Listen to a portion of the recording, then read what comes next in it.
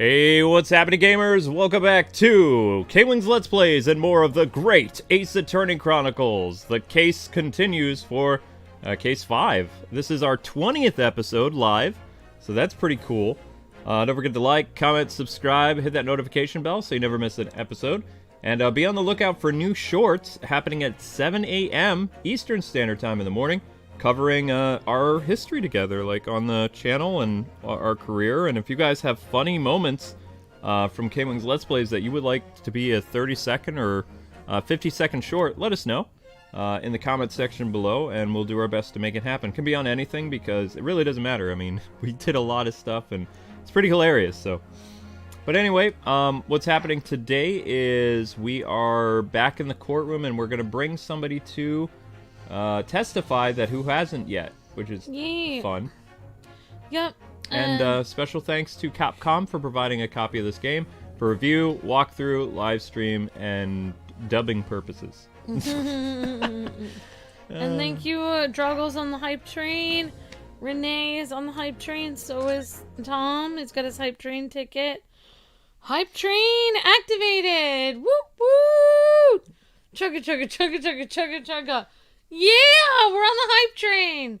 For Ace Attorney. Oh yeah! Alrighty. So, great to see you guys. Timmy, Tara Ann, Billy, Connor, Ethan, Tom, Renee, and Droggle, and Cassie, and Judd, and Bran. And Tara and Tiger X, everybody. You ready?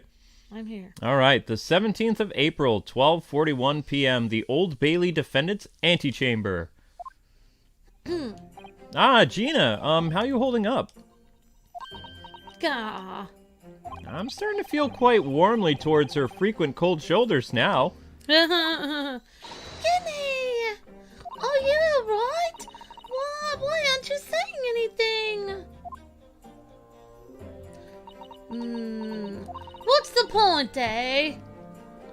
Why go to all this trouble and fight so hard for the likes of me? What? Well, you saw it. That picture. What picture? Oh, you mean this, Guinea? The photograph taken by Hurley's hand? A red-handed recorder. Well, I don't think it would have captured a scene like this, that's for sure. Why are you holding him up at gunpoint? Yeah. It's hopeless. Anyone who sees that is going to think that I did it, ain't they? Well, I won't pretend it wasn't a bit of a shock when the prosecution first presented that to the court. I mean, you're standing there with the gun. Surely you've got to have your doubts about me now. You can't think I'm still innocent, eh, Bruno? Of course I can. Guinea,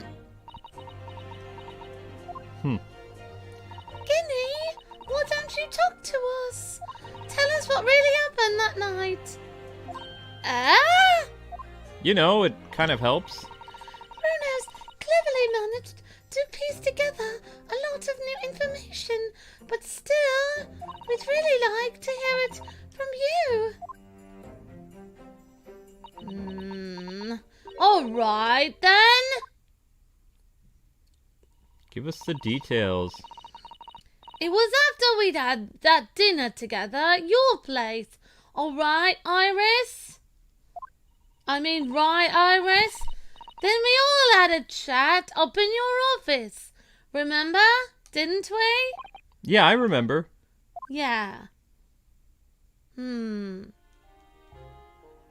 After that, I just couldn't get to sleep, you know? So I slipped out, and I went down to the street, to the one-to-one, the Winterbank's place. I just had to know. If this story was true, there or not, the Hound of the Baskervilles, eh? I don't know what it's about or nothing, but if you ask me, there's something in it that Sholmes don't like.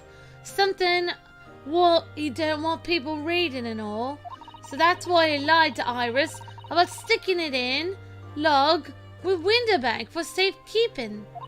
At least that's what I thought at the time. So you broke into Windibank's, huh? I just had to know if it was there or not. I mean, I had no idea.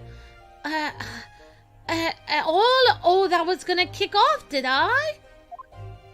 Suppose not. I struck the lock and stuck inside, and it was dark, as you like in there.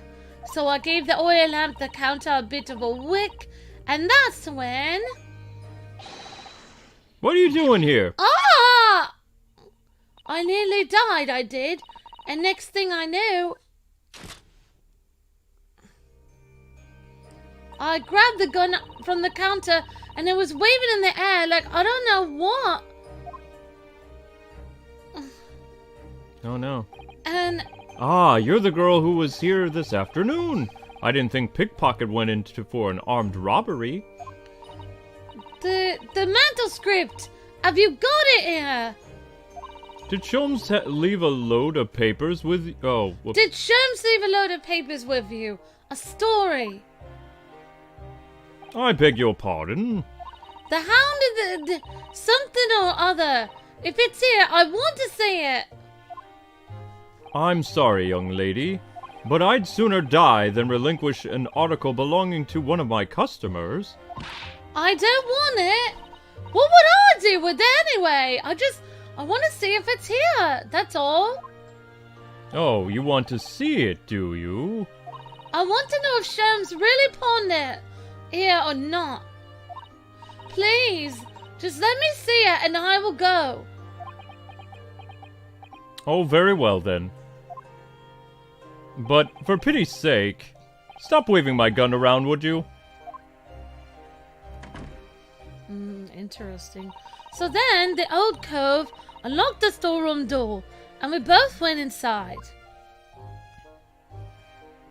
And it was there, all right. The manuscript. Sholmes weren't lying after all. You did it. You did all that just to check for me, Guinea? Anyway, then there was a bit of a kick-up out in the main bit of the shop. The Skulkin brothers arriving on the scene, probably. What was that noise? Someone's breaking in! Dear me, is there some burglars convention here tonight and I don't know about? I think I forgot to shut the door behind me. Sorry. I'd better go take care of it. Could possibly have my gun back, please? Oh, well, I'll come with you and... Now, don't be foolish, young girl. You must stay right here. Don't leave this room under any circumstances. Oh, wow. So he... And with that, he took the gun out of my hands and he walked back out into the shop. I hung back in the storeroom, like you said, straining me ears in the dark to hear what was going on. It sounded like they got into a bit of a scrap. I started to think I should help, see? So I was just about to go out into the storeroom myself when... Bang! Bang! I heard a couple of shots go off too, I think. Almost at the same time. And then there was... Right at my feet, laying down on the floor. I was right next to the storeroom door, so I slammed it shut and locked it quick as you like. Because you thought whoever had shot Mr. Windibank might come for you? Yeah. So I went to grab the old cove's gun. I figured I'd put up a fight at least. But when I got a better look at him, I knew.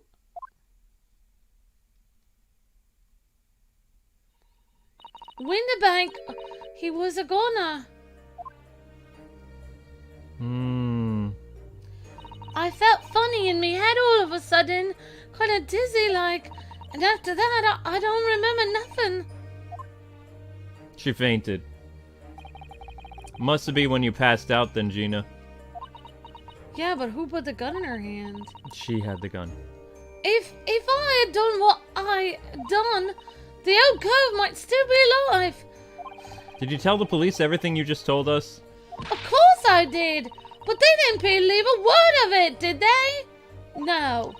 All they said was, if I kept telling lies, It'd make things even worse for me.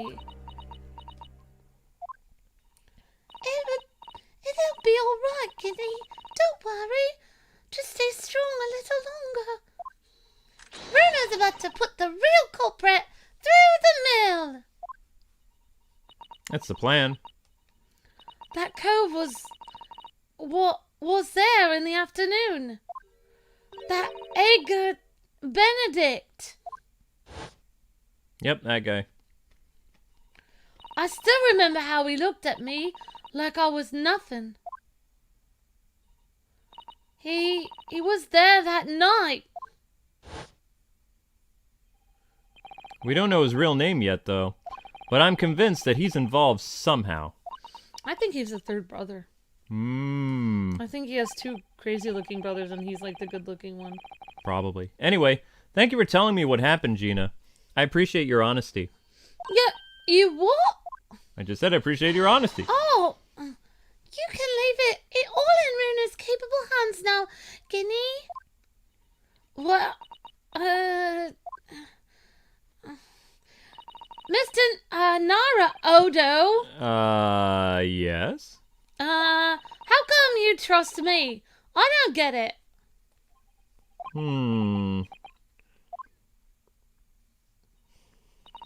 Oh, there's more Gina. I mean, have you forgotten what happened here before? Come on, it was only 2 months ago. Me and McGilded, we both told you a whole pack of lies. You got the bog trotter off with him, even though he was a killer. No, I could never forget that. Thanks for reminding me. Oh. I did what I thought was best at the time, Gina. But the pain and that error of judgment doesn't get any easier to bear. It really doesn't. Still, don't forget that I also made you a promise. I told you that I would be on your side to the bitter end, no matter what. But what if I'm lying now? You could be working to get another killer off for the look, for all you know, off the hook. Yeah. I was once in your position, Gina. I was the accused in a trial. You were? Before I left Japan, I was accused of murder. And strange as it might sound, the circumstances of the crime was pretty damning, actually. I was sure that no one would believe it wasn't me who'd done it. Oh, Bruno! But there was one person who stood up for me, who believed in me, and was prepared to defend me. My best friend. Ryunosuke, no one believes in you more than I do. Leave this to me. All you need to do is put your faith in me, and I will do my best. It's Ryu. It is Ryu. It is Capcom. I was so happy I cried. But even then, somewhere inside me, I couldn't help thinking, surely he doesn't really believe in me. Not completely. But I was wrong. He did. As soon as my trial began, it was so obvious that he had an absolute unwavering belief in me.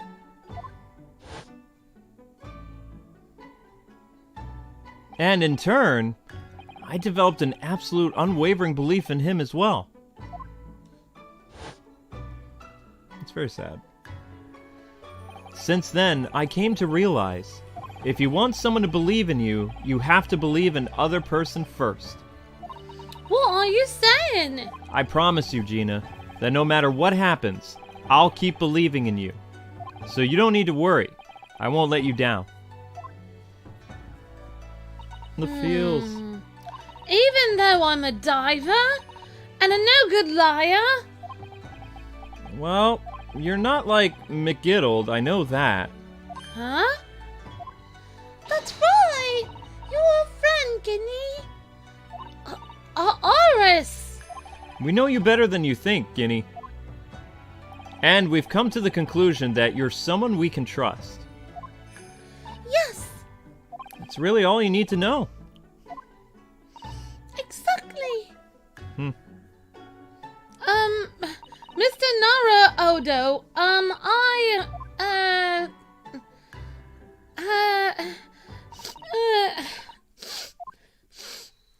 Defendant Gina Lestrade, or new legal representative.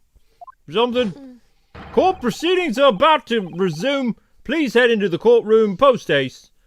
Yes, of course, thank you. They speak very good Japanese. I'd been both the defendant and a defending lawyer in my time, so I knew only too well just how hard it was to put all your faith in another. And I also knew... My Sorry. gosh, Amber. I'm very fidgety. Yes, you are. Just how hard it was to bear the burden of another putting all their faith in you. This is it. The last, final chapter. The final battle. Wish me luck, Susie. And I hope you're watching over me, partner. Okay. Hadouken! That's right. Goki. 45. 17th of April, 1:41 p.m., the Old Bailey courtroom. Kiri says, I want to see what Aggi's real name is. We'll find out. I hereby call this court to order as we resume the trial of Miss Gina Lestrade. Lord Van Zeeks, have you successfully subpoenaed the witness? The subpoena was delivered to the communication station where the man works immediately, my lord. However, the heavy rain has delayed the arrival of his carriage, it would seem. Yeah, right. I see. Then let us turn our attention to Inspector Gregson's precise of the case heard by the court this morning. The glaring omission of the third bullet in your report is serious blunder, Inspector. Oh yes, well, I can only apologize, my lord. And although the defense chemical analysis of the blood at the scene makes for a compelling argument, I cannot permit such untried methods to be used as evidence in my courtroom. This is a big mistake to cross Hallie and me. A very big mistake indeed. My lord, the subpoena witness has just arrived in the building. Very good, thank you, Officer Bailiff. Show him to the stand without delay, please. Mr. Egg Benedict, huh? I didn't expect to be cross paths with him again so soon. And I certainly not like this. I bet you the guy's scrambling here to get here. Oh, there he is. Thank you for complying with the court subpoena at such short notice, sir. But of course, my lord. As an upstanding member of London society, it's my pleasure to oblige. Now then, kindly state your name and occupation for the record. Ashley Graydon? His name is Ashley. His name is... Okay. I think that there are some guys named Ashley, but I don't know. My name is Ashley, Communications Officer Graydon. Mr. Graydon and I both work at London's Central Communications Station. Stop. Now perhaps somebody would kindly explain all that this is about? You were praised of the situation by the court officer on your way here, I presume. Yes, I was. Something to do with murder that took place at the pawn shops on Baker Street. He's gonna pretend he doesn't know. And some nonsense about having me been there at night in question. Oh, you were there. Yes, You were there. that is the accusation indeed. This really is beyond a joke, you know. Quiet, very well, without further delay. The court will hear your testimony now, Mr. Graydon. You will respond to the accusation made against you under oath. Yep. Gladly, my lord, gladly.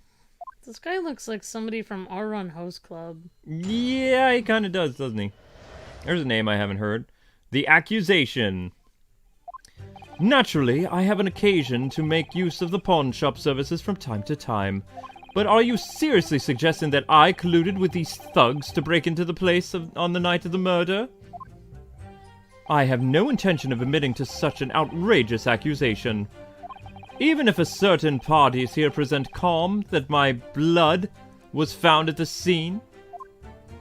Some, scarab? Scaramouche? Some detectives homebrewed tincture? Oh, Marvel updated. Did you know they have new characters? I know. Black Panther. I'm probably doing that after this stream, and then I'll do Mario and Luigi later tonight. Oh, I was gonna cook after this. You can still cook. I'll do it. Okay. And then we can do like I'll stream it first, and then we'll work on episodes, and we can record it together. Okay. Because I mean, it'll be like probably an hour and a half stream, and then we'll do like 2 episodes where you can give your opinion. Okay. All right. Some detectives' homebrewed opinion that can hardly be taken as a serious evidence. Well, your blood turned green, dude. So you deny the accusation completely, do you? I must say, I am dismayed, Your Honor, for the highest court in the land to be swayed by this self-professed detective's toy. It was the will of the jury, and our great British justice system demands that the jury's will be upheld. Then it would seem we have misfortune of a most inept assembly of jurors today. I say, by golly, sir. What a jerk. How long am I expected to be detained here? 9 hours. If following the defense's cross-examination, your involvement in this matter has not been established, you will be free to leave immediately, of course. Good. Then I shall be away in time for afternoon tea. Some small consolation at least. Yes, whatever you stick in the mud, let's not hold up Mr. Graydon any longer than his pretentiousness allows. Counsel, proceed with the cross-examination, please. So we meet again, Mr. Eggs Benedict. Yep. Or is it Mr. Graydon? Yeah, why'd you give us a fake name, dude? My apologies, you are... The person you give a fake name to? Ryunosuke Naruhodo, defense lawyer. We've met. If you say so. Ashley Graydon, enchanté. So... Ah! I trust we can conclude this quickly. But I'm not holding your flashy hat while we do. That's right, OH. He's not going anywhere. He says, oh no, you don't, Ashley. You're not going anywhere. That's right, OH. Alright, so we're going to call this the accusation. Let me get a title to this video. Great to see you guys. OHX90, Draw 22, Goki 45, Ronan, Cassie, Tara, Gogeta, Princess Emmy, Tim, Ethan. Great to see you. Cheyenne, Kiri. Says he's pretending. Definitely Kiri. Hey, Tim. And great to see you, Billy and Cool Shinji. Hi, Jesse. Graves. Hey, Renee and everybody. So, hope everyone's day is going fantastic today. Hey, Paratrooper Earl. There, that works, right? I didn't see what you... The Accusation of Benedict is what I called this chapter. Yeah. Yeah, Benedict Arnold. Naturally, I have an occasion to make use of the pawn shop services from time to time. Hold it! Oh? Yes, we even met in a very pawn shop where the crime took place on the afternoon of the day in question. The coat. Though, of course, you introduced yourself by a different name at that time. It was Mr. Eggert Benedict, I believe. Tell me, what made you... The witness is here to testify about the events that took place that night. Huh? Well, he still was He is under no obligation to answer such unrelated questions. You can't be serious. Thank you, because I certainly do not feel inclined to answer such an inappropriate question. So he's gonna be evasive, is he, in an effort not to give anything away? This could be tricky.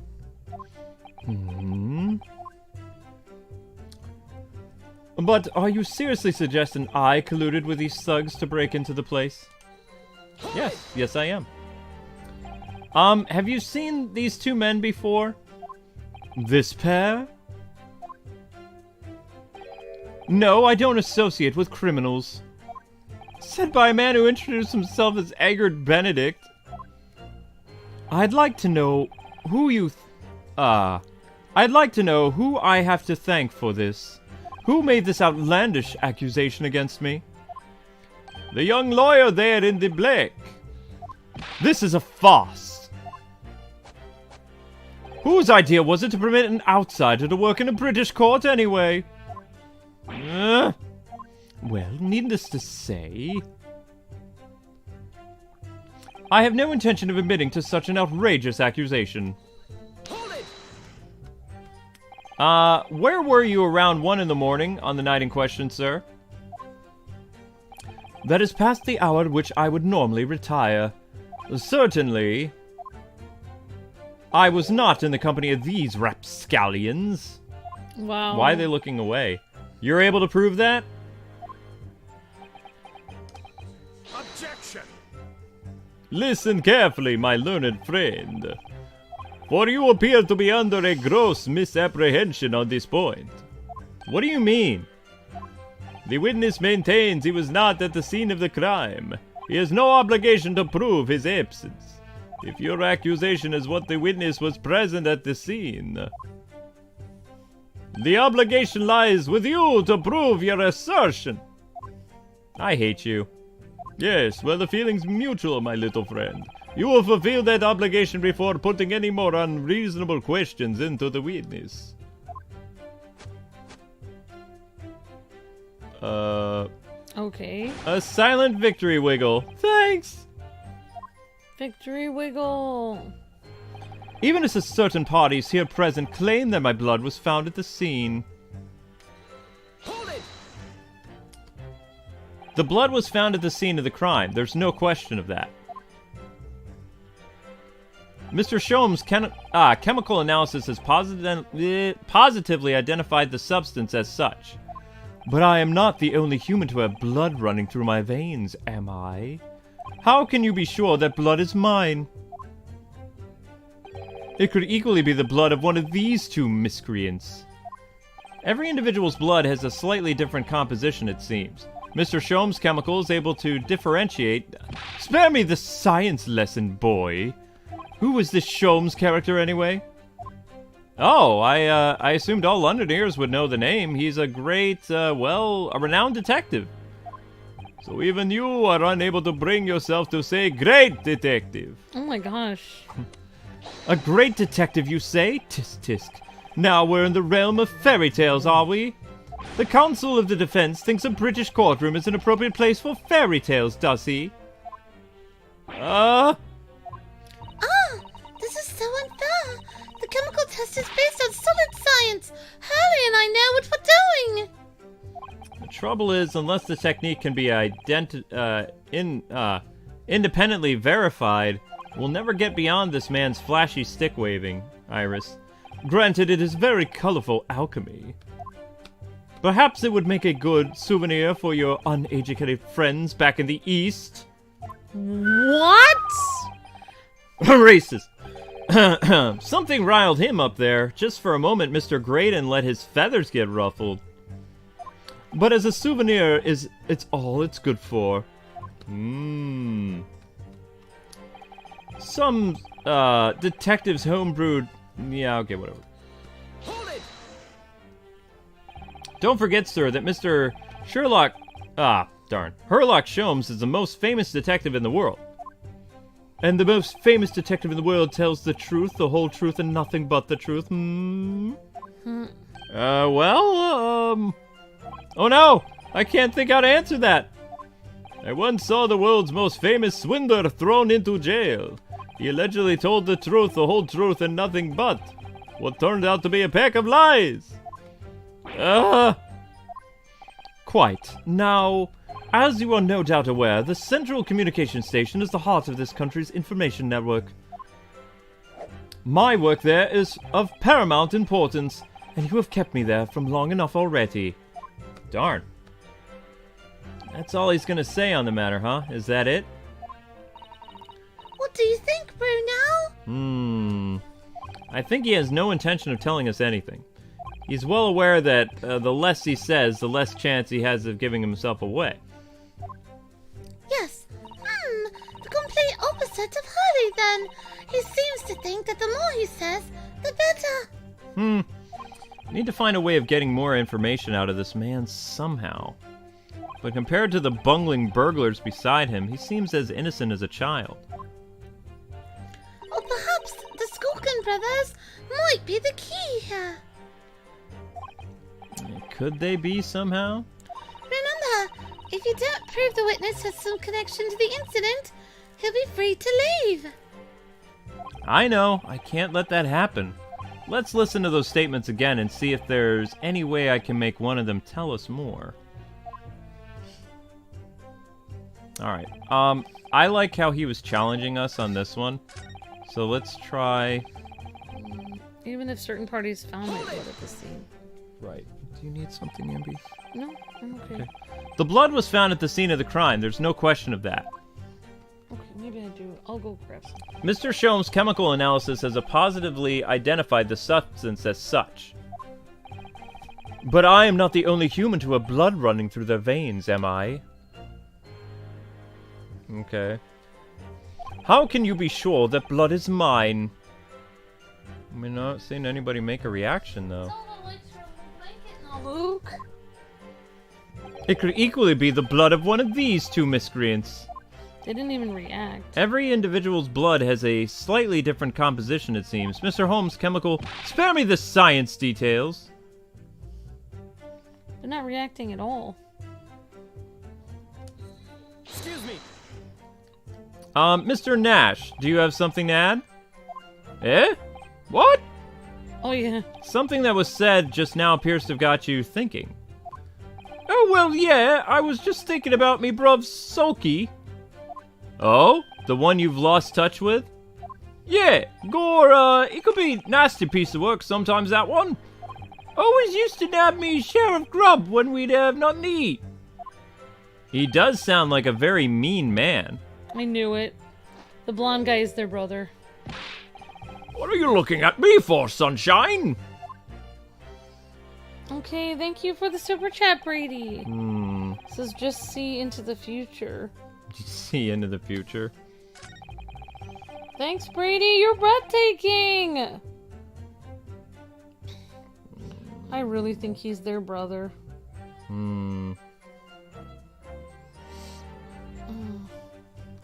many statements does he have?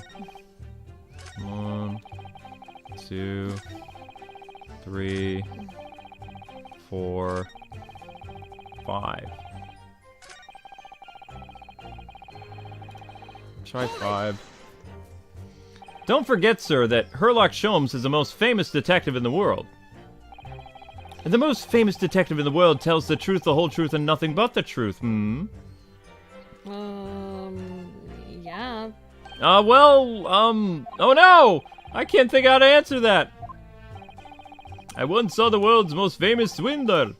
This is a waste of time. Quite. Now.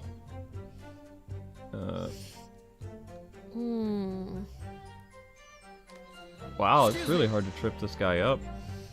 Is something wrong, Inspector? Inspector Gregson!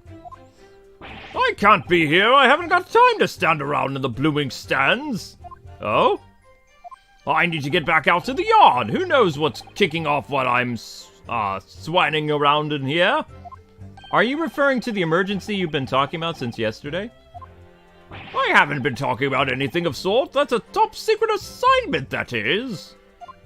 Oh, says the detective at full volume in the courtroom with a public gallery. Well, anyway, the point is, you need to get the trial over and done with as quickly as possible. Oh, wow. That's all he's gonna say on the matter.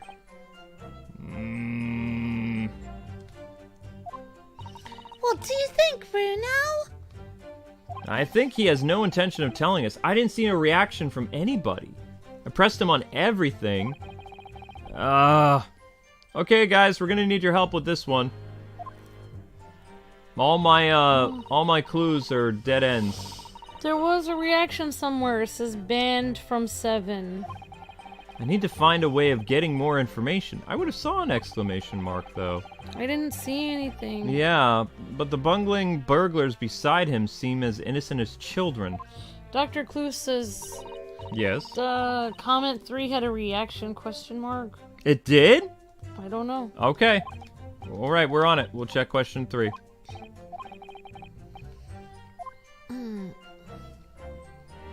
Question 3 had a reaction, huh? From who?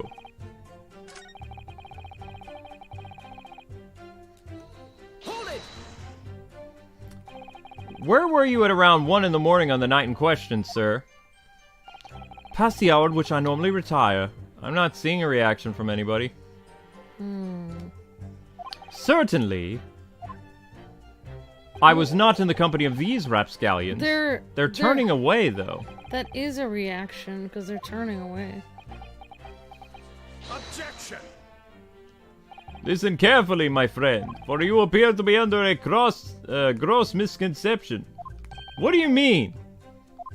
The witness, we've already done this. Nothing's happening. The obligation lies with you to prove it. You will fulfill that obligation. He does a dance. Silent victory wiggle!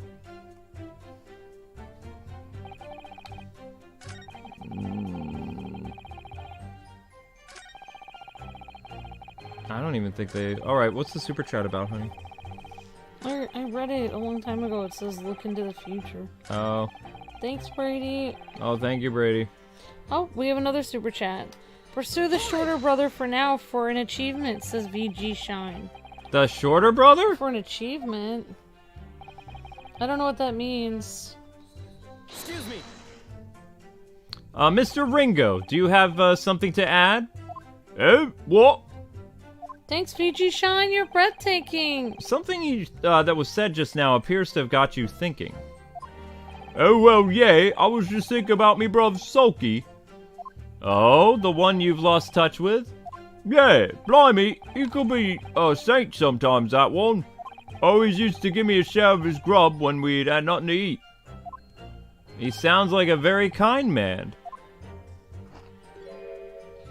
Get off it! These chips are mine, and I'm not sharing.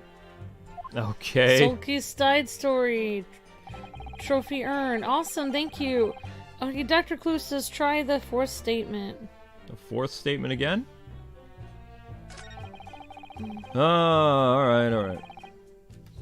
Fourth statement again. Shanna says try 4, and Dr. Clue says try 4. Tara says try 4. Sharing is caring, J.R. Zoo. Thanks for the super chats, VG Shine and Brady. Thank you guys.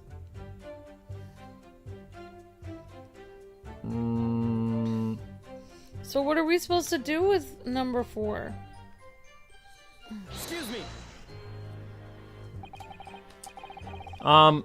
Mr. Nash, Skulkin, do you have something to add? Eh? What?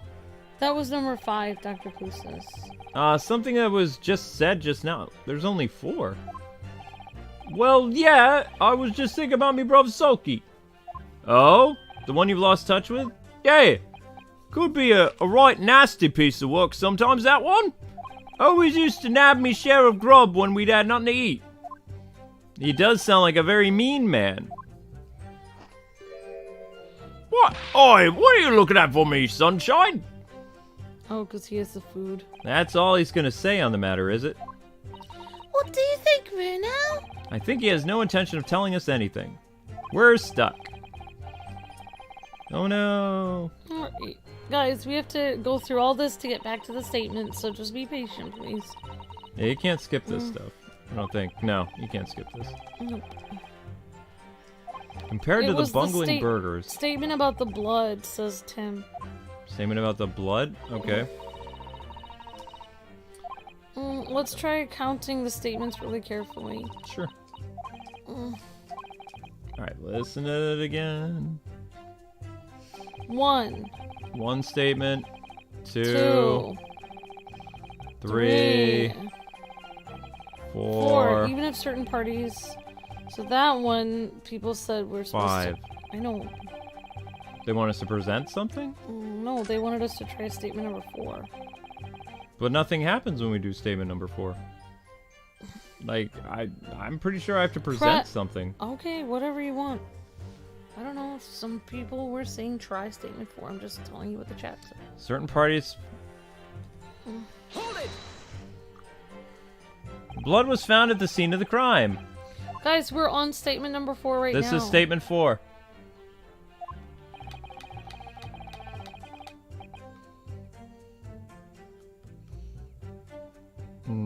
If I hit...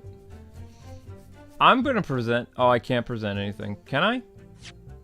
No. Maybe try pressing it and see if somebody reacts. Nobody reacts. Watch. Somebody said we missed a reaction. Nope. There's no reaction. That's what the whole chat is saying. I've been looking. I'm gonna be sure the blood is mine. Press on statement 4 and wait for an exclamation mark, says K Mall 111. The only thing that happens is these guys turn away. I see go an here to my exclamation notes. mark. There was no exclamation mark. Nothing here. Yeah, guys, we're just trying to do what the chat is suggesting, so we're not trying to press Who is on... this Sholmes character anyway? We're trying to do this because the chat told us to, not because we wanted to. Nope, no reaction from people. Oh, I assumed all Londoners would know. He's a great, well-renowned detective. So even you are unable to bring yourself to say great detective. A great detective, you say? Tisk. Now where in the realm of fairy tales are we? Ah, there we go. Okay. Finally. Do you have something to say about that, Mr. Skulkin? That was like a blink and you miss it opportunity. What, me? No, the Mr. Skulkin next to you. Right, I've had it up to here with this. How many times do I have to tell you? I am Gregson. Yes, I know, you're not Big Bruv Skulky. Mr. Nash Skulkin.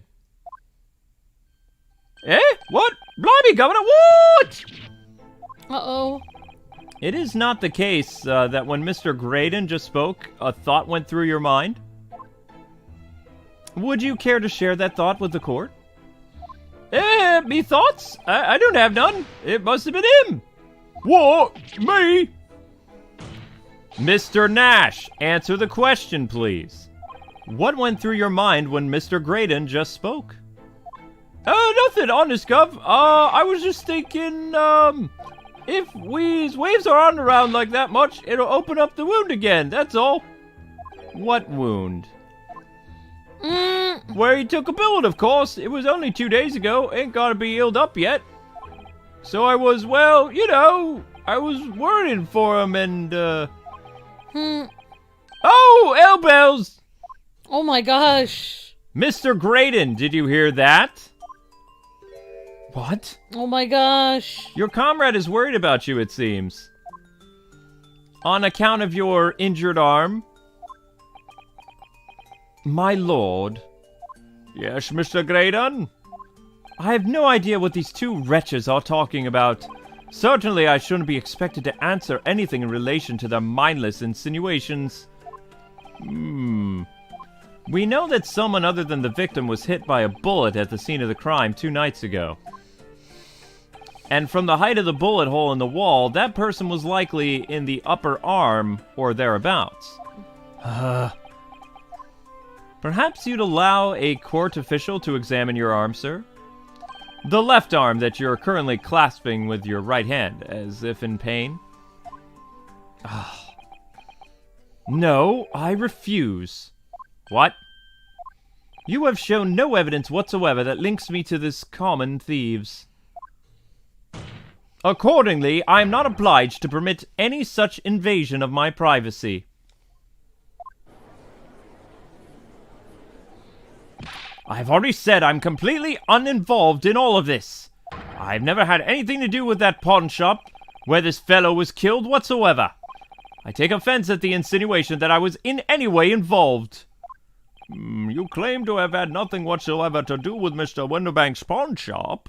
My lord, the defense would like that last statement to be added to Mr. Graydon's formal testimony. Very well, Consul. Listen up, you young whippersnapper. Continue with your testimony, Mr. Graydon. Thank you for the super chat, Brady, says Pole Rex. The bottom line is I've never had anything to do with the pawn shop's establishment where the man was killed. Some detectives homebrewed... Okay, so he changed his 5th statement. So he says he's never had anything to do with the pawn shop, but he actually already stated that he goes there from time to time previously. So he contradicted himself. Hold it! Never had anything to do with it. You forget that I was there, Mr. Graydon, on the very afternoon of the incident. Obviously, I'm not a complete stranger to the pawn shop. You just said you were. I'm currently on the lookout for an armchair to furnish my study. Objection. No, you were there to redeem an article. I have no idea what you're talking about. Is that right? Yeah, that guy was there. Excuse me. Do you have something to add, Inspector? Come again, Sunshine? You were there too, in fact, weren't you, Inspector, that afternoon? Yep. Well, yes, I do remember meeting yourself in the pawn shop that afternoon, yes. Your young Japanese assistant and the accused were all present, as I recall. And that guy. And at the time, this witness, Mr. Graydon, was trying to acquire a particular article? Well, now... Dude, why are you pretending you don't know? I'm afraid I don't remember too clearly. What? But you must!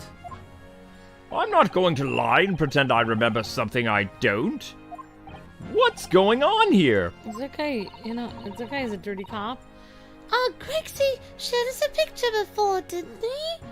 You know, from the cameras that Hurley installed in Winterbanks. Yes, of course. Indeed, and the gentleman pictured bears a striking resemblance to the witness, I must say. Yes, he does. Exactly, which proves that Mr. Graydon was in the shop on the afternoon in question. Actually, that's 11 a.m.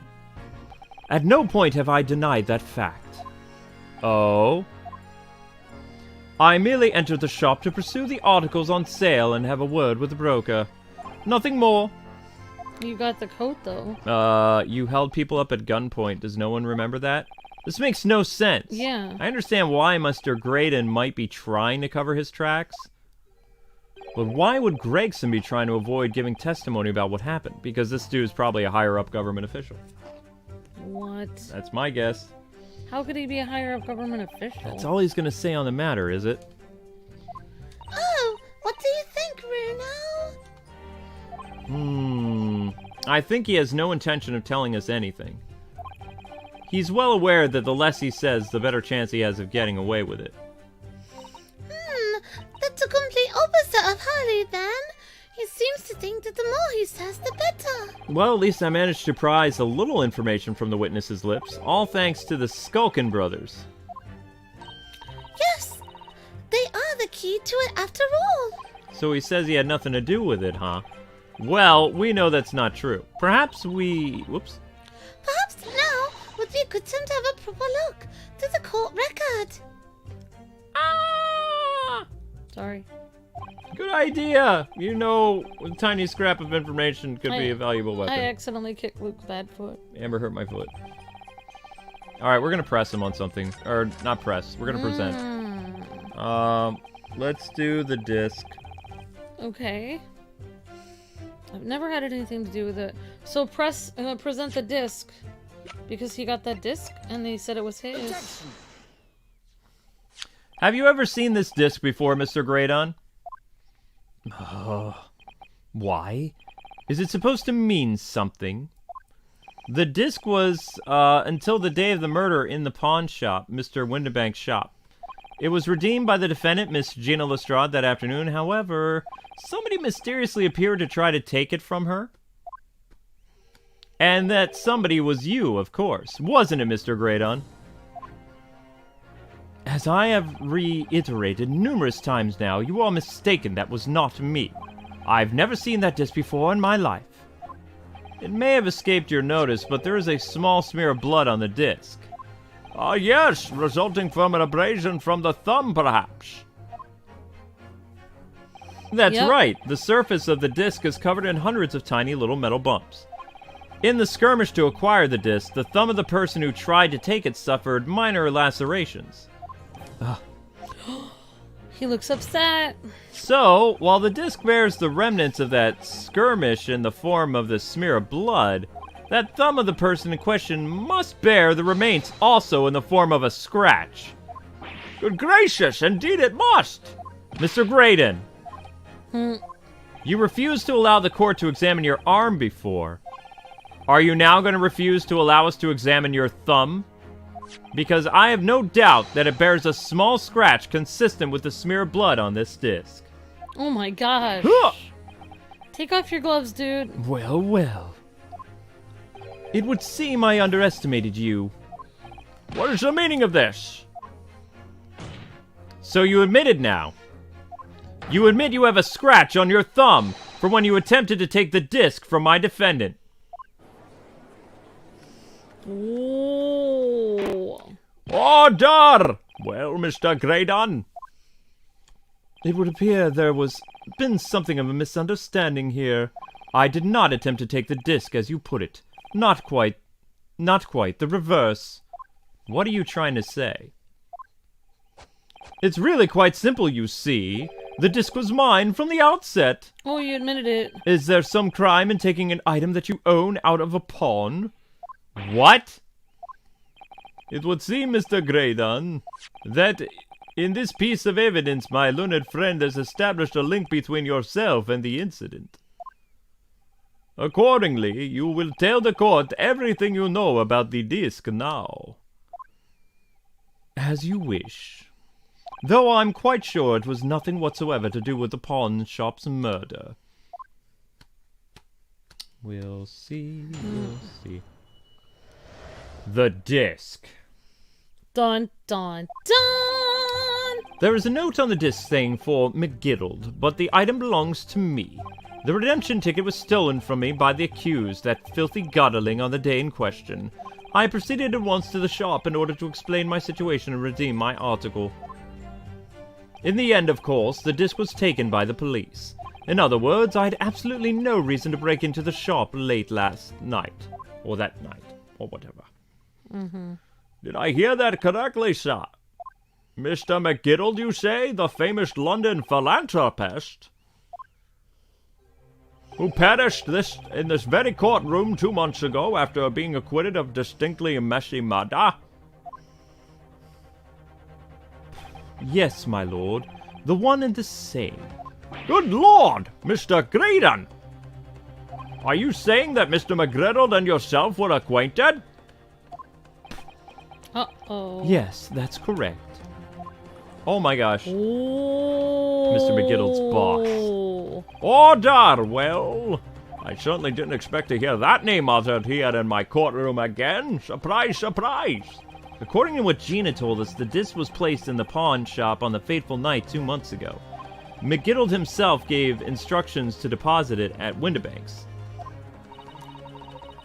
It's funny that Mr. Graydon here is claiming that this belongs to him, isn't it, Harley? I mean, Bruno? In all likelihood, he's lying. So he appeared that afternoon at Windibanks in order to get his hands on McGiddle's disc for some reason, eh? All right, counsel, you will commence with your cross-examination, please. Okay, then. Cross-examination. The disc. There is no doubt the note on the disc for McGriddle, but that item belongs to me. Hold it! Would you care to explain how it belongs to you? As you will observe, a communications officer such as myself commands a fine salary. You are certainly exquisitely dressed, sir. So you see, I have little need to make use of the services provided by the pawn shop's trade. However, I did once find myself in difficulties, having misplaced my purse whilst on an errand, which is why I pawned my fine black overcoat to the broker in question. You claim that was your overcoat? Ooh, it had blood all over it. Obviously, and in my haste I clean forgot that the music box was in his pocket. And yet there is a note on it that reads, "For McGiddled." I am a collector of rare and unusual music boxes. First I met McGiddled at a gentleman's club in the city, and was interested to discover that he shared my, passion in that area. So, the disc in question, then? It's a pre-production sample. I promised to let Mr. McGiddled hear it. Well, then you forgot that it was in the pocket of the overcoat where you forced to pawn. Yes, exactly. Gina, didn't mention any of that in her testimony 2 months ago, did she? Nope, because Mr. McGiddle had threatened to keep her mouth shut permanently. Which means that if we dig a little too deeply here, it's going to expose Gina's perjury. Oh dear, this is complicated, isn't it? Let's leave it alone for the time being.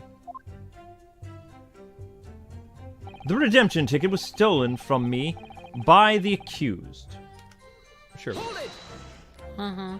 So you're saying that Miss Lestrade lifted the ticket from your pocket or bag, correct? That's right. Despite being mindful of danger when walking in the insurbulous areas her kind frequent. Objection. Hang on a second. That's not nice. Mr. Lestrade, Miss Lestrade did no such thing. Well, of course you would take that stance, but the girl is a regular offender. You came to the pawn shop that day prepared with all the information you needed to identify the defendant. You were looking for her, that's what brought you to Windibanks. To get your hands on McGiddle's disc. Objection. Stop it! My learned friend is a veritable font of nonsense. Nonsense? I concur with the prosecution. Concho, you will refrain from conjecturing in this way, is that clear? Yes, my lord. Then I will continue with my testimony, for what possible use could it be? I proceeded at once to the shop in order to blah blah blah blah blah blah blah blah. Had you ever been to Windibanks before? Only once for the purposes of pawning something, but like many, I enjoy browsing in such establishments.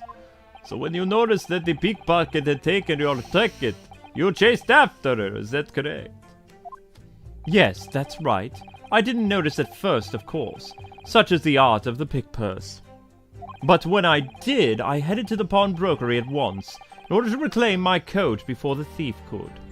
I was merely trying to recover what was rightfully mine in the first place.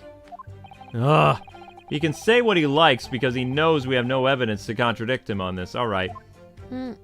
I'm warming up to Von Zeeks because he's quirky but very honorable. Totally. Yes. DRA 2020. In the end, of course, the disc was taken by the police. I mean, 22. Hold it. Yeah, it was taken by Inspector Gregson here, wasn't it? That's right. This was the very man. Apparently, the police are collecting anything that was connection to McGiddle as evidence. Right. Oh. I saw that. Is something wrong, Inspector? Oh, now he remembers seeing him. What do you mean? The last remark Mr. Graydon made in his testimony seemed to trouble you in some way. Are you alright? No, it didn't touch nothing. Leave it alone. Let me ask you this, Inspector. Why is Scotland Yard gathering Mr. McGiddle's possessions? I can't tell you something like that, Sunshine. What is it, Inspector? Investigative secrets? Yes, exactly. You should know all about that. Magnus McGiddle, who died so unexpectedly after his trial 2 months ago. It was such a surprise, even to me.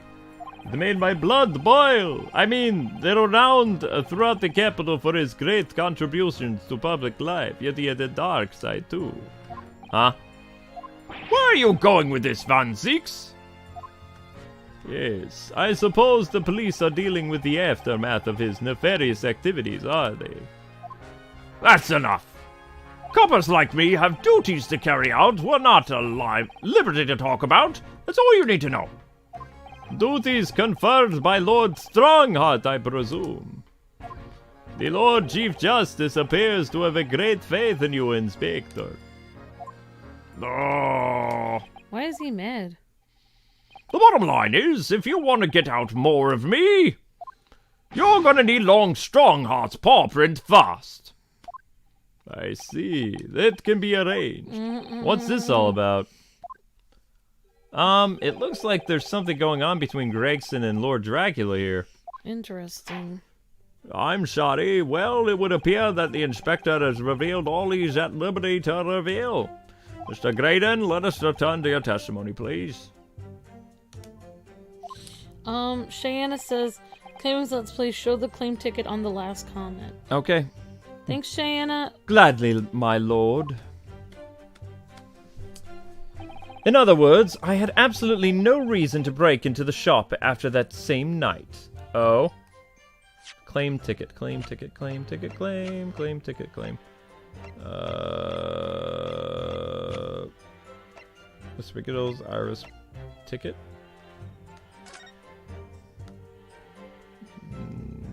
That's not it. Need the other. Where's the one with the drawing he had on it? I mean, we can try it. Objection. Excuse me. The witness's last statement is clearly at odds with this piece of evidence. What? I'm sorry, Consul, but as far as I can see, there's no connection. Oh! And for heaven's sake, would you kindly desist from that wide-eyed, panic-stricken look whenever you... but it's only a panic-stricken look, I know. We'll question him on it first, and then try to present. Never trust a guy named Ashley, that's how you get rolled. But perhaps you'd seen something of value among the fortified items? No, not at all. Never gonna give it up. Oh! The value was brought... a value was brought in by the police to assess everything in the shop.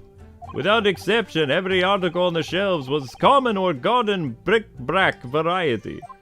In that case, it's clear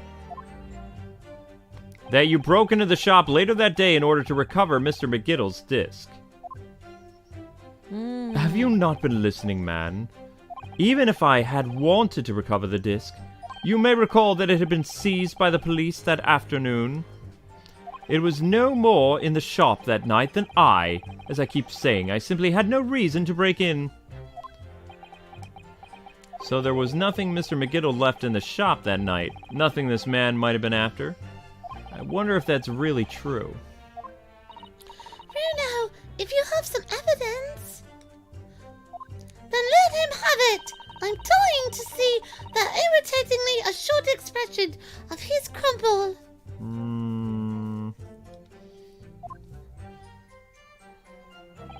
McGiddle slipped the disc into his pocket and had deposited it at Windibank's. Then, when he realized he was going to be arrested on suspicion of the omnibus murder, he threatened Gina and forced her to take the redemption ticket. There's no doubt about it. That witness is lying through his pearly white teeth.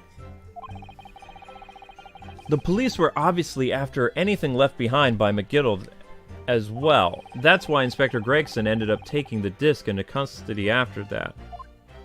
Well, Gregsy's being very strange about all this. There must be a reason for that, I'm sure. I just don't know what it is.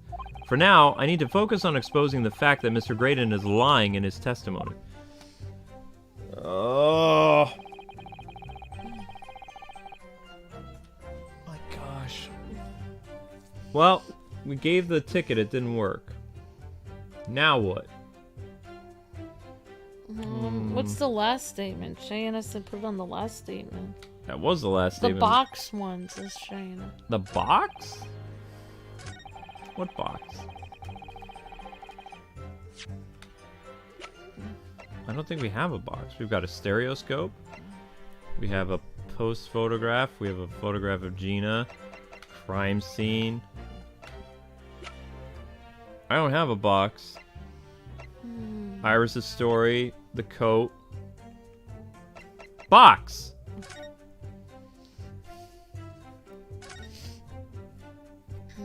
Mr. Windibanks appears to have used the back of this photograph to write out a redemption ticket. He's written it very neatly, but still, perhaps he ran out of paper, so he had to use something he had on hand. It's hard to know what the font at the reverse side now. Alright, we'll try this one. Objection. Music stopped. Good. This disc was deposited at Windibanks on Magnus McGiddle's instructions. You knew that, and you went there with the intention of obtaining it for yourself. Objection. Conjecture again, and again in any case. The disc was taken into custody by the police that afternoon. The witness had no reason to visit the pawn shop again that night. Objection. Oh? Sorry, my learned friend, but that's not true. What? Mr. McGiddle had another article in the pawn shop at Windibanks, as this second pawn shop ticket proves. Ha!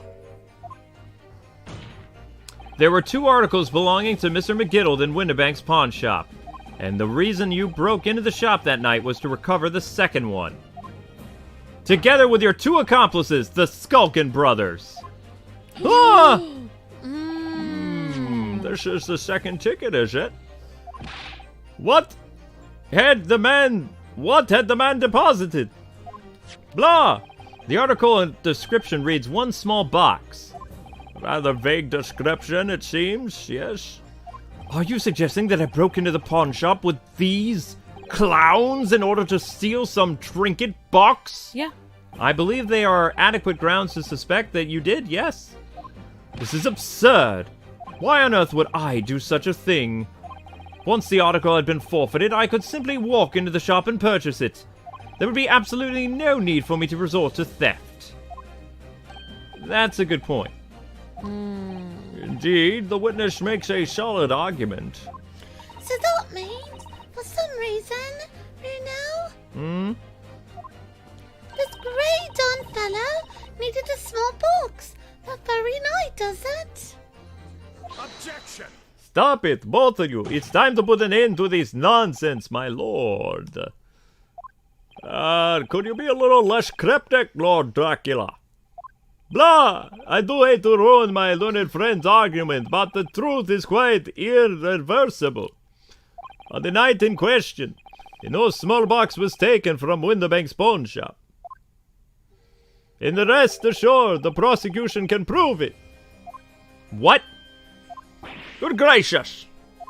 Inspector, show the photographic prints to the court, if you please. Yes, sir. What prints? These prints were taken from the detective security cameras. Why didn't we see these before? Oh, Haley's red-hunted recorders again. As previously explained using the plan of the shop's layout. The victim's establishment was furnished with automated cameras in 2 locations. One was set to capture the counter where Mr. Windibank received his customers. And 2, the other was set to capture the shelves on which the articles were placed for sale once forfeited. According to the information on this ticket, McGiddle's 2 small boxes had been fortified already. 2 days before the incident at 9 p.m. on the 13th of April to be precise. Which means it would seem it would have been the shelves of forfeited items in the shop front. Now, what have I here is a print taken by one of the cameras about 2 hours before the incident. That's all 11 p.m. on the 15th of April.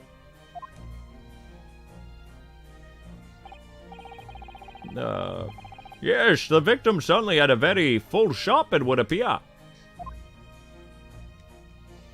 And there we have another print. This one was taken about 2 hours after the incident.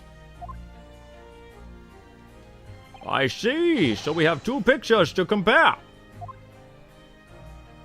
11 p.m., 2 a.m. Though I must say, placing them side by side leaves me cold. We're gonna have to do the cross-eyed thing again. Dear me, that's starting to make my head ache. Obviously, at Scotland Yard, we consider theft as a possible motive in this case. We explored the possibility that something had been taken in addition to the victim's life.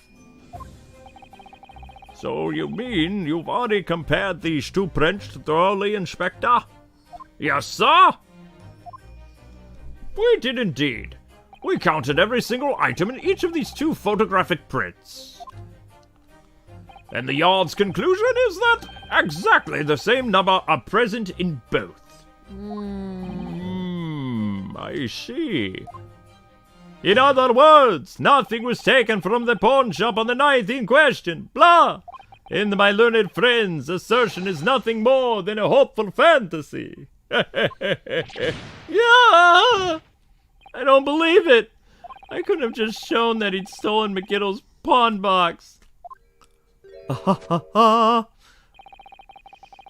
might have been able to break him down at last. Iris. Oh, you know that, Bruno? What? I've been thinking. Yes? I wonder if these two photographs really are exactly the same. Huh? What do you mean? Oh. So, Consul, in the light of the evidence put forward by the prosecution, what is your position? Blast! It seems that, in fact, on the night in question, nothing was stolen from the victim's establishment. Do you accept the prosecution's assertion? I don't know. Could there be a hidden discrepancy in these two photographs somewhere? Use a piece of evidence. Point out a discrepancy. Could there be a discrepancy? Use a piece of evidence. Well, can't we use a stereoscope? Like, everybody's saying try the stereoscope. Let's try evidence, yeah. Let's try if we can put them in a stereoscope. Before I give my answer, my lord, I'd like to try something if I may. Try something? What do you mean, Consul? I need to use a certain piece of evidence from the court record to identify the discrepancy, please. What are you getting at, my learned friend? I'm not entirely sure I follow what's going on. Which piece of evidence do you intend to use to help you identify a discrepancy between the two prints? The stereoscope. Take that! I'd like to use this device, my lord. To view the two prints stereoscopically. Yeah. Whatever. Oh! Yes, it is. You've caught the bug at last. You can resist it, can't you? Ah! You've got cross-eyed compulsion.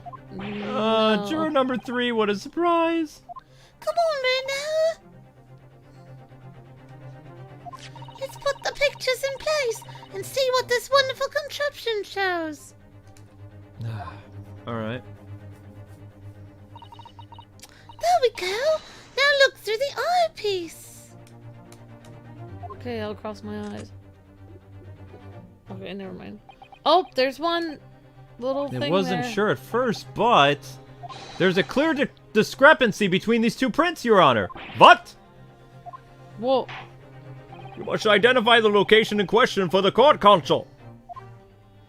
Indicate the precise location. Indicate the precise location of the discrepancy of which you speak. Right there. Whoopsies. Take that! Granted, these two prints are almost identical, Your Honor. However, there is one minor discrepancy between them. What? When you view the two pictures stereoscopically like this...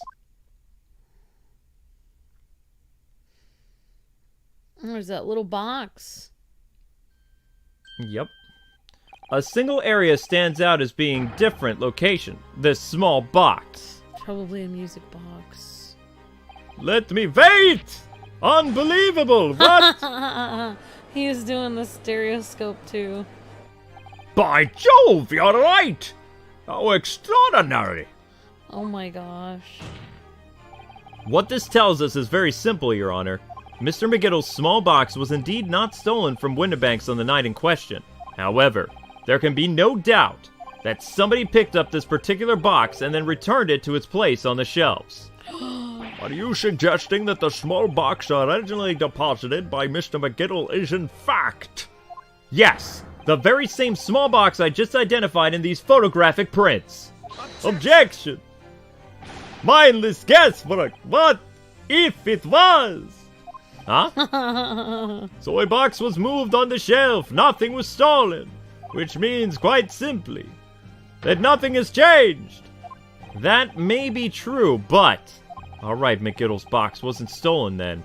But doesn't the fact that it was moved like that change things? It changes everything! Yeah! I believe this changes everything about the case. How can that possibly be? The crucial point is the fact that it was moved is just, well, the crucial point is the fact that The crucial point is the fact that what was moved was a small box. In other words, we have to consider what might have been inside that box. What are you suggesting?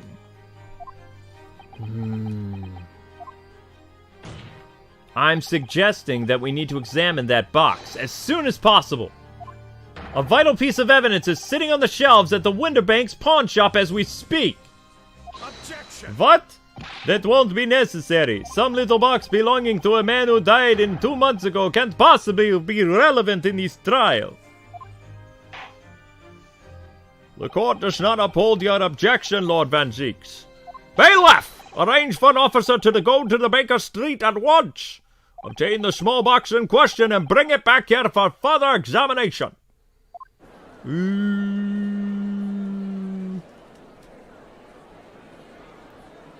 Oh, yeah. Blessed! Now I need to have a drink of my wine. Oh, poopy. And my arm is bleeding, which you can... I probably shouldn't have wore a white overcoat. We should have a report within an hour. I think perhaps we should recess for a short while until the evidence is brought forth. To be hoodwinked by such a farce! Humph!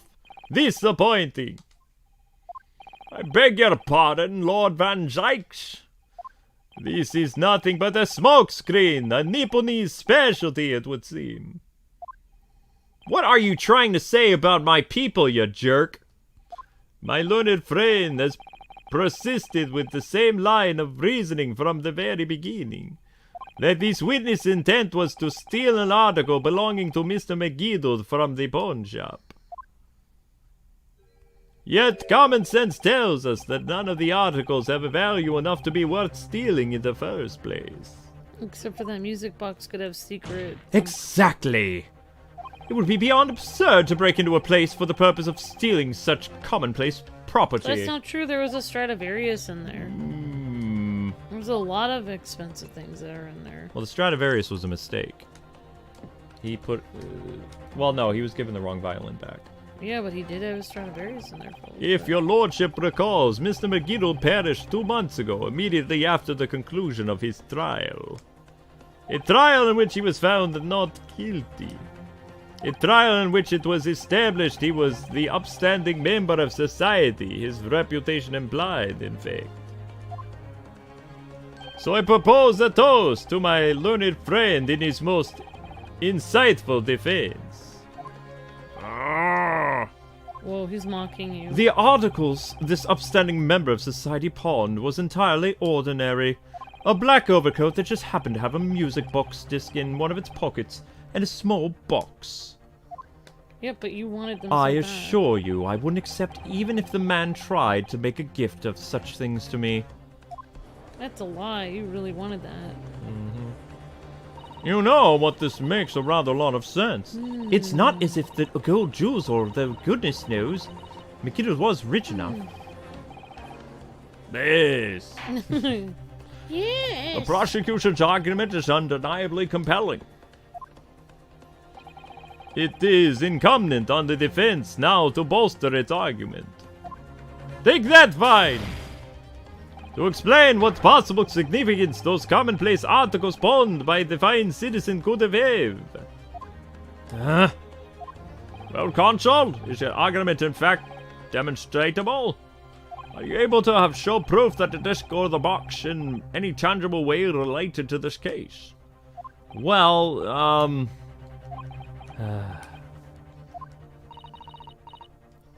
it's Iris, honey. Oh.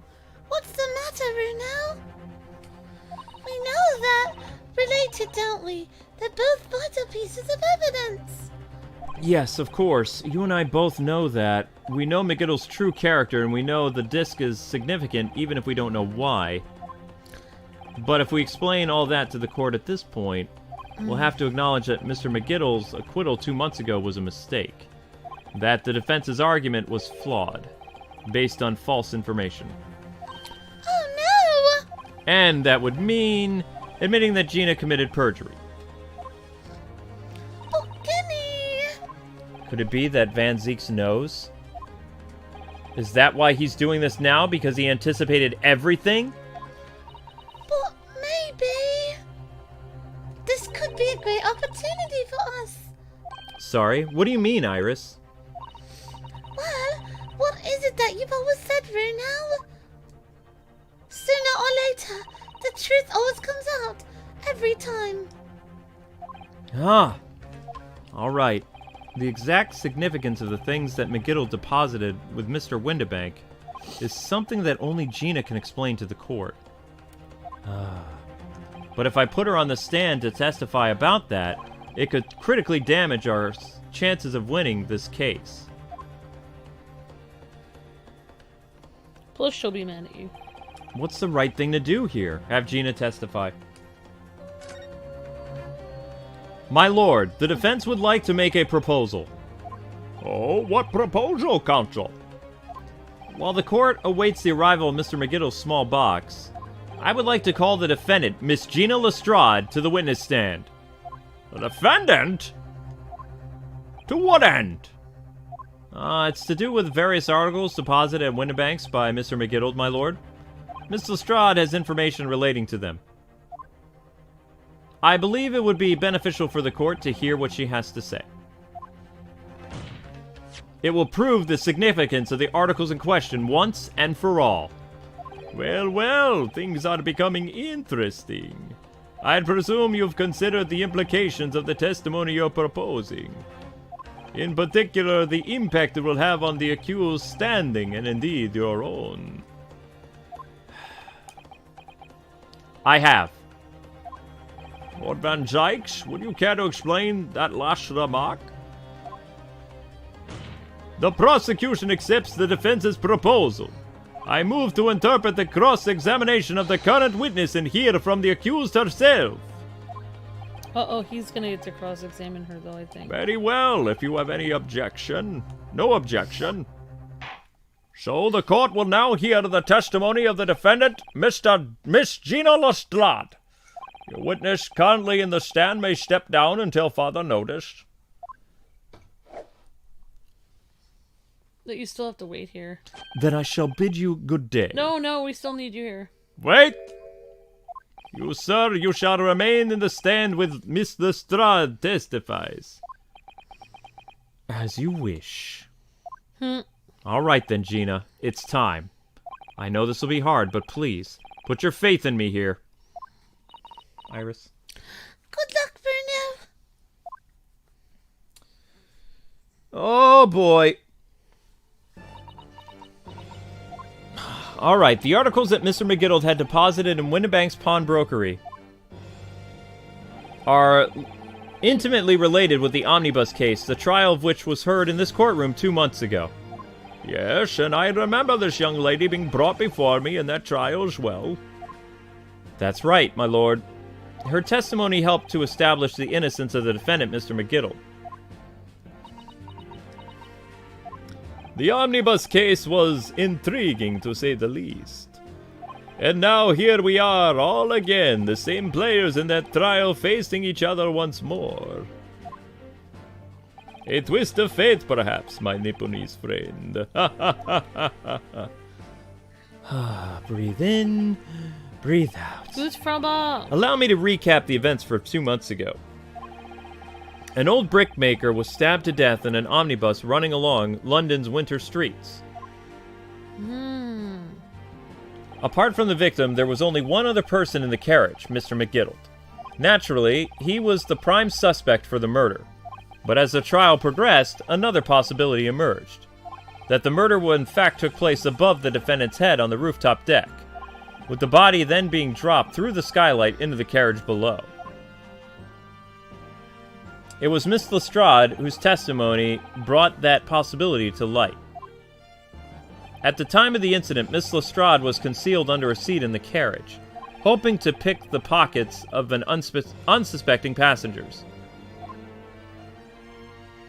Then, immediately after the trial, having been acquitted of the murder, Mr. McGiddle died in the this very courtroom in the most extraordinary of circumstances. Being burned alive. A mystery that remains unsolved even now, 2 months ago. No one knows how it happened at all. Do you, Van Dykes? As indeed does the omnibus murder itself. The bus did it. Yes, be that as it may, I recall neither the disc nor the small box being mentioned in the course of those proceedings. Miss Lestrade... Would you tell the court now, please, what really happened in the omnibus 2 months ago, I mean? Ethan says, breathe, Runo. I don't know what you mean, really. I already said all of what I know. And what about everything you told us yesterday from inside your prison cell? Oh! Please, Miss Lestrade, this is extremely important. But... Remember, little girl, if it transpires that you unwillfully withheld information in the trial 2 months ago, the Home Office will seek to prosecute you for perjury. And naturally, you will lose all credibility as a witness. Although, let's face facts, you have little credibility to lose. Ginny, don't listen to him! Please, you have to trust Runa now. Iris! We're on your side, Ginny. Alright then. I'll talk. It's the right choice, Gina.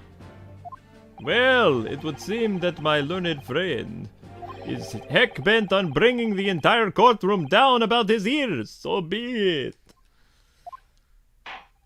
I must confess that I'm struggling to understand what on earth is happening here. However, it would appear that Mr. McGittle's pawned articles and that extraordinary case of the omnibus are but secrets of which we have been hereto unaware. So, Miss Lestrade, you will now give your testimony before the court about the events 2 months ago. You will reveal the truth, the commodity sorely lacking in your original statements. This is it. Everything's gonna come out now. Like Van Zeke said, this could bring the whole courtroom down about my ears, but as a lawyer, I'm prepared to take that risk. Witness testimony. The real culprit. The truth is that Brickmaker Cove was in the cabin of the omnibus the whole time. When the Irishman dragged me out under the seat, I saw that disc on the floor. All of a sudden, I heard a scream from over me, and I heard a scream from over me head, and the pair on the roof deck went off to call the slops. That's when McGill did slip the driver some tin to do a run to the pawn shop roundabout. He threatened me not to snitch, not to say nothing to no one about what I'd seen or heard. Good grief, this is outrageous! What you've just told the court bears almost no resemblance to your testimony 2 months ago. As you say, my lord. Then there's every chance I may have made an error in Mr. McGittle's trial. Sounds very much to me as if this man deliberately deceived this court in an effort to cover up the most wicked of schemes. Without a doubt, your lordship is correct. A great injustice was done in this courtroom 2 months prior. The actions of the accused in the trial of this witness and my learned friend are entirely inexcusable. I don't believe it. The whole trial was a farce. It was all lies. McGittlefellow was rotting in the cold just like that pickpocket. Don't forget that lawyer from the Far East. You're wrong. The lot of ya. Mr. Naruhodo, the lawyer there. He didn't know nothing about it. Humbug. I don't think so. Or we're really expected to believe that. He really stitched up everyone, didn't he? What An aberration to get the man off scot-free. Unforgivable. Stop. The lies have to stop. Stop. Yes, the defense made a terrible error of judgment. I intend to take full responsibility and suffer whatever consequences are deemed appropriate. However, it's imperative that the court allows the witness to elaborate on her testimony. Can't they see she was threatened with death? Because the true significance of Mr. McGettle's pawned articles must be brought to light. Very well, my learned student friend. Huh? Given the depths of calamity you have just plunged yourself into, this may well be worth hearing. Words fail me, the situation is utterly deplorable. Mr. Naruhodo! Yes, my lord. I will decide upon your fate following the conclusion of this trial. Of course, my lord. Oh, blimey, Mr. Naruhodo. Yeah, be careful, don't Sorry. sit the way I told you. Now, counsel, proceed with the cross-examination.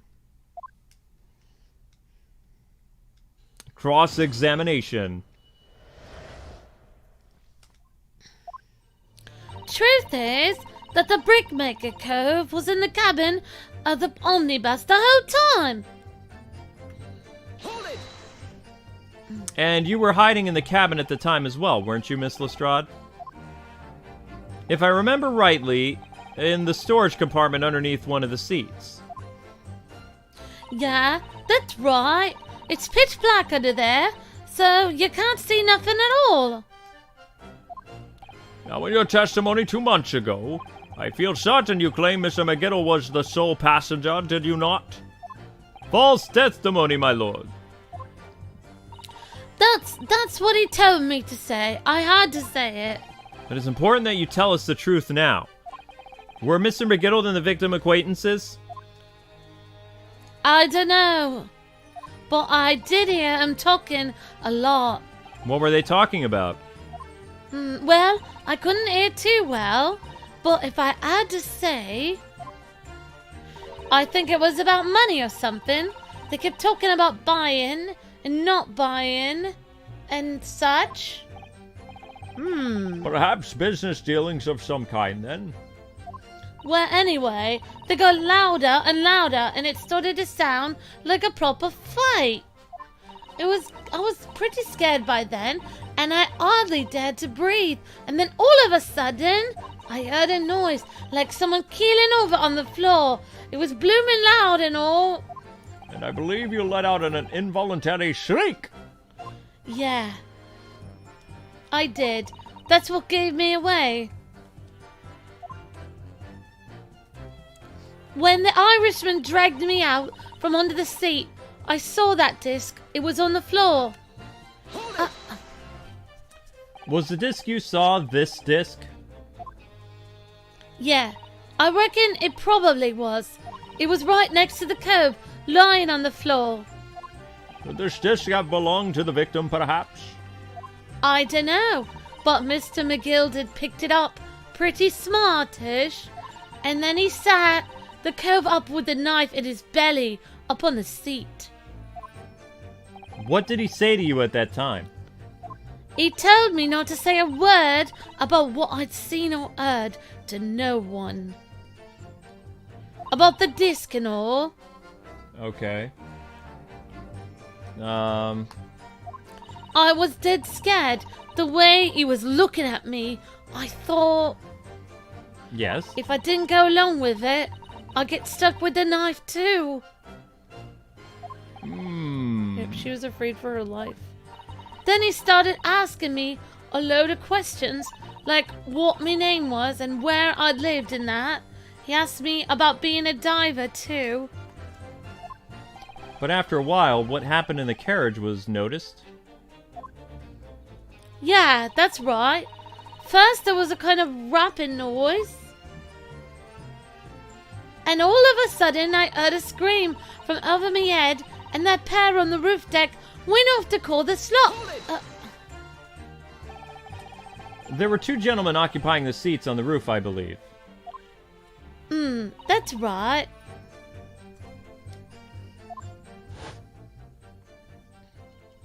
They must have looked down through the skylight and noticed the cove with the knife in his guts. Ouch. When they screamed, the driver pulled up the horses and Mr. McGilded got me out of sight. Interesting. Out of sight, you say? Where? Back under the seat where I started off. Once the carriage came to a halt, the two coves from the roof ran off to fetch the slops. If they immediately left to fetch the police, it would appear they were entirely unrelated to the incident. So, that left Mr. McGiddle, the driver, and you still at the scene. Yeah, only the driver didn't know I was there, 'cause I was under the seat and all. I heard the cabin door open and a voice from outside. The driver, yes. He also testified in the trial, I believe. The fellow who went by the name of Beppo, if I remember correctly. Beppo the driver. What did Mr. McGiddle and the driver say to each other? I don't know what happened, and stuff like that, mainly. That's when McGill did slip the driver some tin to do a run to the pawn shop roundabout. The pawn shop obviously being Windibank's on Baker Street, correct? Just a moment, Consul. Do you mean to tell me the driver gave false testimony in the trial as well? Perhaps the excursion to the pawnbrokery slipped his mind when he was on the stand. Indeed, Lord Van Zeeks. McGill took off his coat and gave it to the driver. He folded it up careful-like before handing it over. And then I saw him do that. I remember thinking, the coat and what's in it is gotta be worth a few bob. Yeah, Gina was sure the disc must be worth more than Mr. Windibank was suggesting, wasn't she? I remember her quibbing with him over the price that afternoon at the pawn shop. The driver looked pretty happy when Mr. McGill flashed some brass in his face, and then he went running off like a lick. Then the bog trotter called to me and told me to come out from the drag's cabin. He threatened me not to snitch, not to say nothing. Threatened you? How exactly? He told me I'd only be able to scupper if I did exactly what he said. Which included giving false testimony in court 2 months ago. Yeah, that's it. And there was one other thing he said. Which was? He told me I have to hang on to the ticket from the pawn shop and make sure not to lose it. The ticket? Well, I never. Said that if he didn't show up to get the ticket off me before 2 months passed, I'd have to go to the pawn shop, pay the money to keep it in log, to stop it from being forfeited. He left me with some brass to pay for it. But really? Why on earth would Mr. McGiddle have done such a thing? Depositing his own overcoat with the pawnbroker before the arrival of the police, it makes no sense at all. Had blood on it. There would seem to be only one logical explanation, my lord. What McGiddle had the driver deposit at Windibank's was something he didn't want the police to see. Something very important that he needed to hide at all costs. Yes, what? Anyway, after that, he let me go, so I legged it before the couple showed up. Well done, Gina. It couldn't have been easy to tell the truth like that. Kenny's really put a faith in you, Bruno. Yeah, and to thank her, she'll have to face a charge of perjury over this trial once it's over. Oops. So I need to use the time we have now to get as much information out as possible. It's time to really go for it. Pass it on every statement. Luki, do you need to change something on our channel? Yeah, that's what I'm trying to do, but... Do you want me to... Why don't I do that? I suppose I should. Nope. I'll just do your voices so you can change it because you keep pausing. Sorry. What's that? Oh, you have it on auto. Oh, I don't know how to take it off auto. Is it still on auto? Nope. Take a look at those two. Isn't it strange that they've been whispering to each other the whole time? Yes, that is strange. It looks like they're having a secret discussion about something. I'm not sure I'm completely comfortable with this. I wonder if there's anything I can do about it. There is. Truth is, the brickmaker cove was in the cabin of the omnibus the whole time. Okay. Did you finish it or Yes, no? Okay. I took care of it. Thank you. They're having a conversation this whole time, so how to... Maybe options or whatever. Where to scream. I want the one where it's talking about a disc. There. Hold it! Was the disc you saw this disc? Yeah, I reckon it was. What are you two doing? Do it. Excuse me. Is there something you'd like to share with the court, Inspector Gregson and Mr. Graydon? Inspector! Mr. Graydon! Whoa! Blimey! You're trying to give me a heart attack! You have been whispering to each other for quite some time now. Tell us, what is this discussion about? Discussion with this fellow? Pull the other one, Sunshine! You think I've gotten anything to talk about with Shady Jet like this? And I have nothing to say to an uncouth detective after he deprived me of that disc that was rightfully mine. But they're clearly talking about something the entire time, the cross-examination with Gina. I know. As if they've been negotiating. If they've been negotiating, yeah. Yes, I noticed as well. Thank you, Miss Lestrade. Thank you, Consul. I've had enough. I believe we now have reasonable understanding what actually transpired on the omnibus. It would appear on the night 2 months ago, a negotiation was taking place on the omnibus. The negotiation containing this disc, however, matters did not run smoothly. When the parties involved began to quarrel over price, McGiddle took what he wanted by force, at the expense of the other man's life.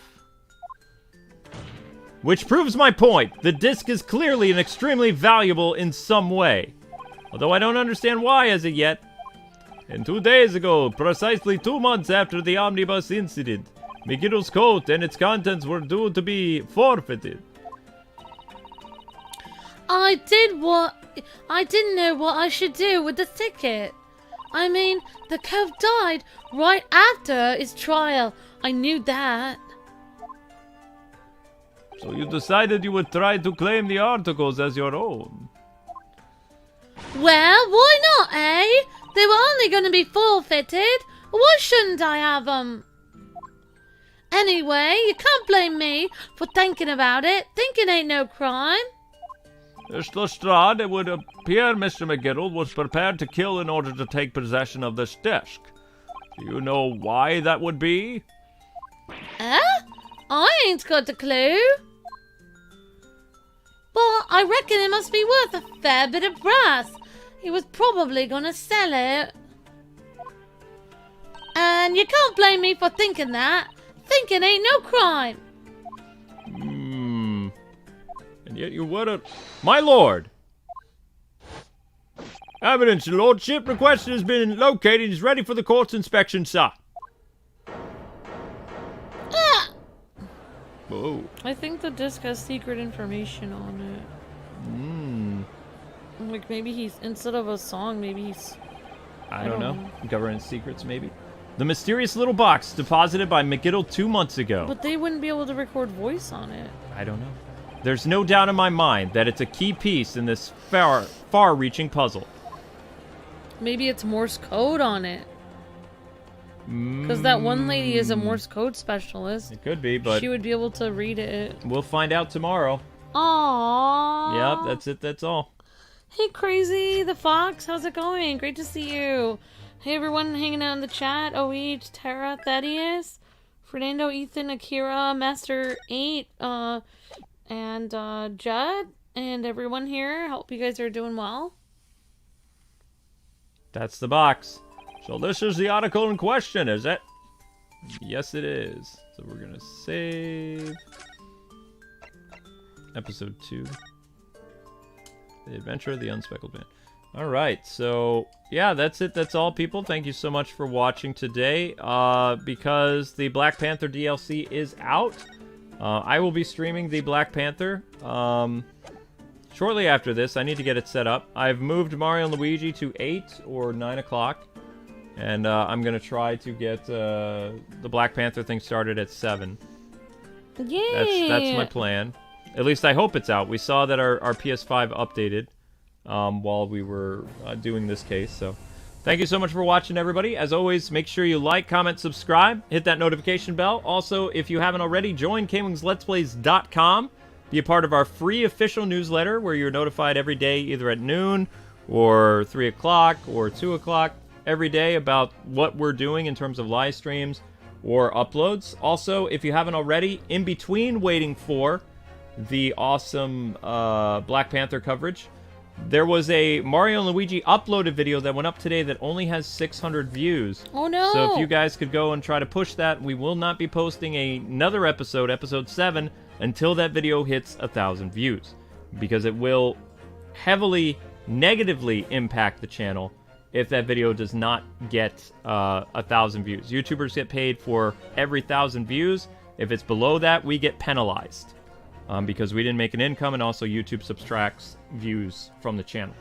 YouTube is angry at us. It's a really stupid system that they've implemented since 2018, but we hope you guys had fun. Thank you again, Capcom, for providing a copy of this game. We're having a blast with the final trial of the first game. And once we conclude this chapter tomorrow, I believe, the next day we will be starting the second game with the return of Susie. So Susie will be in the first case of the new game. But yeah, thanks for watching, people. Be on the lookout for Black Panther DLC in Marvel's Avengers game. Live will not be an upload.